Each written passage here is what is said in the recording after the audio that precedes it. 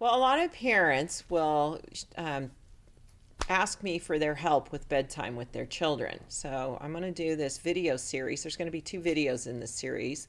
And I'm going to talk about the type 1 fun-loving child and the type 2 sensitive child in this first video when it comes to bedtime battles, where children are not going to bed cooperatively. So consider the possibility, as I teach you in my book, The Child Whisperer, that your parenting approach is not engaging them to go to bed easily.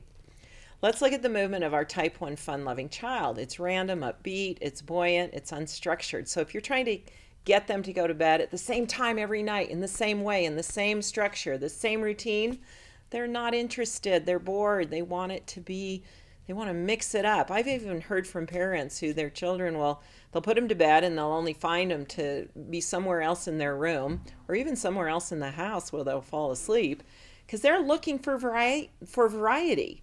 So a good thing to do with these kids is give them a window of time, maybe in the 30 to 60-minute window of time, because maybe you need to operate by more structure. But in that window of time, their bedtime is sometime within that window of time. It's not a hard and fast same time every night. And maybe they need to go to bed with a few toys. And so what if they play with their toys for a little bit before they conk out and go to sleep? It's okay. They're engaged, they're having fun, you're keeping it light. If you make bedtime so serious and so structured, they will not be cooperative. These fun-loving kids need to keep things light and fun and playful. Now, for our type 2 sensitive child, comfort is the key word here. Have you considered that maybe their pillow, their sheets, their mattress even, the place of their sleeping, is it comfortable based on their standards? Are they comfortable?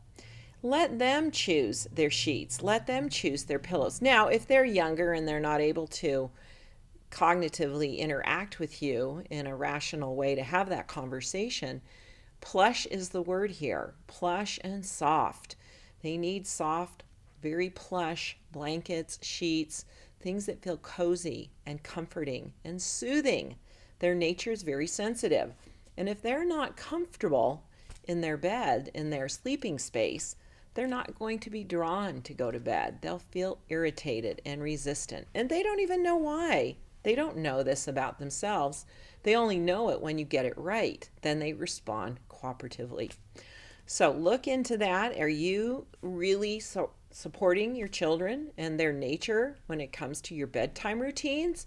Or are you just say, hey, I'm the parent, this is the way it's got to be, and you just need to obey me and go to bed when I say? Well, with that approach, you're going to find more battles. When you learn about your child's nature, which of the 4 types that they lead with, and then you approach your parenting with that nature in mind, in consideration of their nature, bedtime battles can become bedtime cooperation, where everybody's feeling loved and supported, and you're going to feel like a successful parent. So check out The Child Whisperer. Lots of amazing tips in that book. And next week, we'll cover the types 3 and type 4 and their routines that will help them create positive bedtime experiences. Share your comments. What have you found that's helpful in your experience with putting your children to bed at night that's true to their nature? What hasn't worked and what's now working because you're now parenting like a child whisperer? Thanks for sharing.